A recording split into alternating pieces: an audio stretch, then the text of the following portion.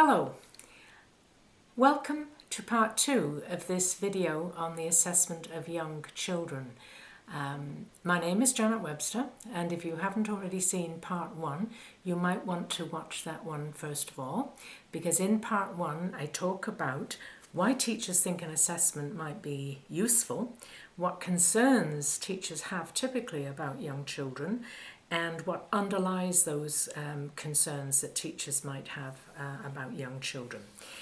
In this part 2 of the video, I talk about the purpose of an assessment and how this is different from testing, who performs an assessment and what is usually involved, and why early assessment of a young child can be helpful.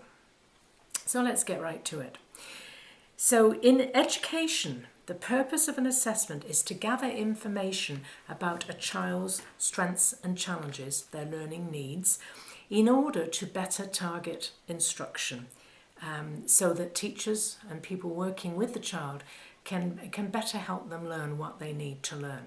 Now, this is different from the assessment that some other professionals may conduct. For example, a doctor is interested in assessing a child to see if they have a particular illness, so they can recommend the medication or what other kind of medical intervention they need.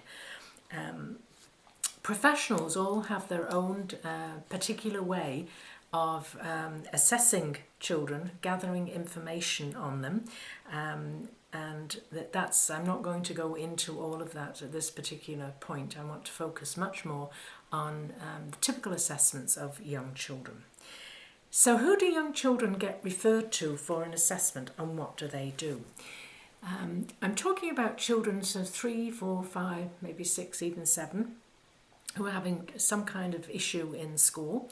They're often referred to a medical professional, so a paediatrician, a doctor who specialises in young children. They may be sent to see a psychiatrist, so it's a physician who looks at mental health or emotional development and so on and so forth. An occupational therapist who deals with fine motor control, or a physical therapist.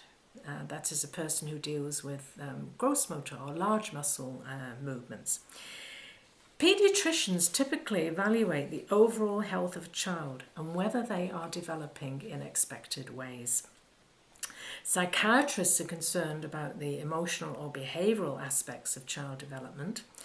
Occupational therapists look at the fine muscle movement, how the child has the relevant hand muscles in the hand so that they can collar, cut, paste, button up their coat, do up their shoes, so on and so forth. And physical therapists look at the development of large muscles, so running, hopping, skipping, jumping, the muscles involved in those kinds of activities.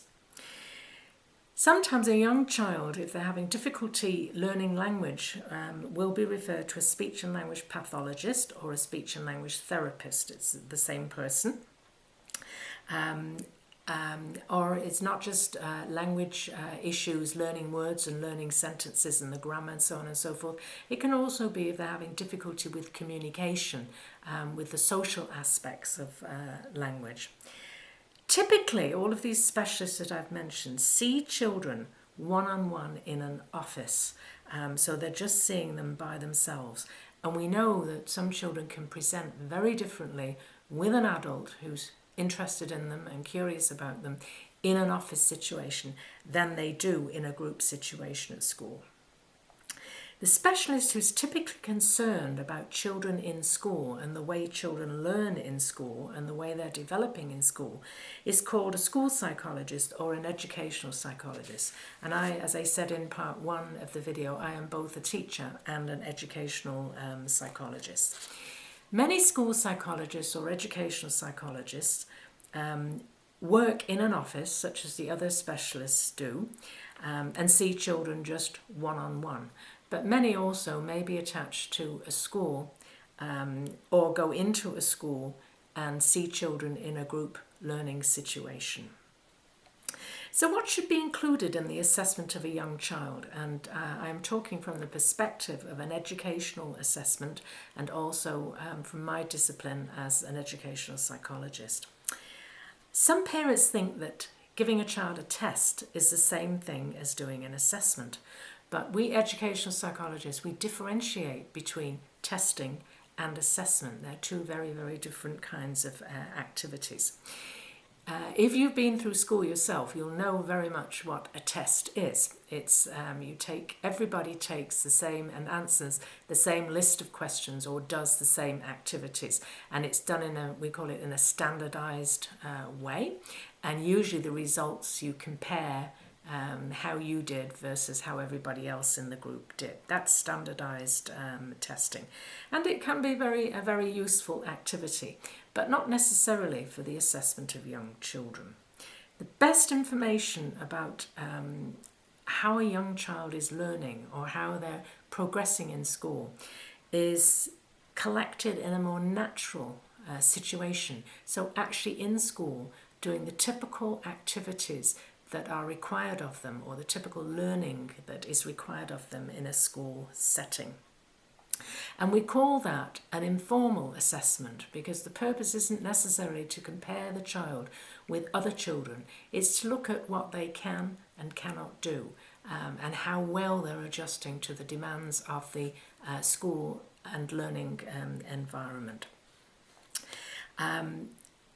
Most standardized testing of young children should actually be delayed until the child is much older and has been in school longer. So if your child is 3, 4 or 5, 6 or even 7, then you want to think very carefully about anybody who wants to do a formal educational standardized test of your child, because it will not give the information that the teachers need in order to plan a program for a child and so on and so forth. You're much better looking for an informal assessment where they're not compared against other children, and it's actually based on information that's collected in a more naturalistic way. And I'll explain a little bit about that. However, I need to say that some testing of young children, it can be very, very useful. For example, if they have language learning issues, speech and language pathologists do standardized testing, so they're comparing how well the child is acquiring vocabulary and grammar and certain other aspects of language against their age group. So it is a standardized test, but they actually do it with lots of activities that are interesting to children. So that kind of testing can be very, very useful. Occupational therapists and physical therapists also do standardized testing where they're looking at the development of the muscles of the child and whether they're developed to the extent that they should be for their particular age. But in terms of an educational assessment, what that is asking questions which are relevant to the education of the child and collecting data about it. So it usually involves interviewing parents about a child's early development. An educational psychologist will want to know quite a lot about how the child was as a baby and as a toddler.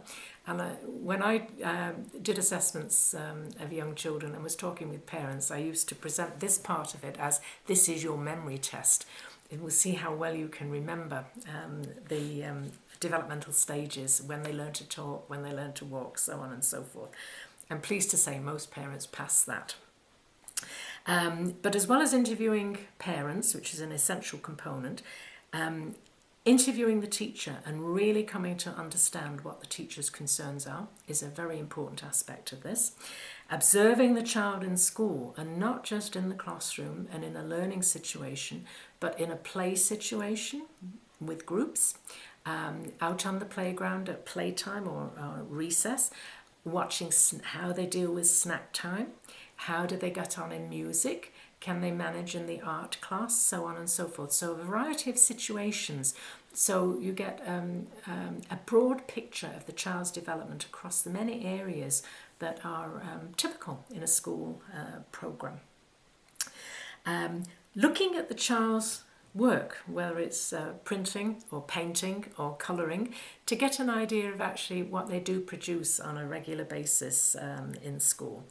Sometimes an educational psychologist will talk to a child and ask some questions about do they know their age, do they know their birthday, do they know where they live, do they know their phone number, just to get an idea of how much they're picking up from their daily life, what they like to play at, who they like to play with. And sometimes one of the things that I like to do was to look at a picture book with the child. This is for the ones who are not yet reading. Look at a picture book and see if they can figure out the story that's going on, that's told through the pictures. And this is collecting a variety of information, so you can have so the educational psychologist can have a clear idea of what the child's strengths are and where perhaps they may have some needs, where they may have some learning issue. So we call this determining the functional level of the child, what they can do. So that's really the major concern, rather than diagnosing or labelling. Now, of course, frequently when you have collected a lot of information about a child, a thorough assessment may point to a particular issue that may be related to a traditional diagnosis. But that's additional information in a way. It's not the main purpose of an assessment. And psychologists may refer to other specialists if they think additional information is needed. So, for example, I have referred parents on to see a psychiatrist because the information I've collected suggests that the child really does have quite serious attentional issues, and I know that modern psychiatry can offer something to that child to help them in the form of medication for attentional issues. This isn't something that necessarily needs to happen, but it's the kind of thing that a psychologist could say to parents.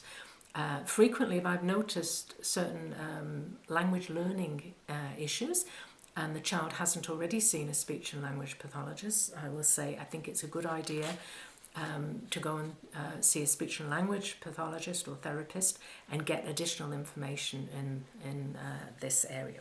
So the whole purpose of an assessment of young children is to collect information so that when the psychologist sits down with the parents and with the school, the talk can be about what this child needs to learn and perhaps some of the techniques or strategies that might be useful in moving them along.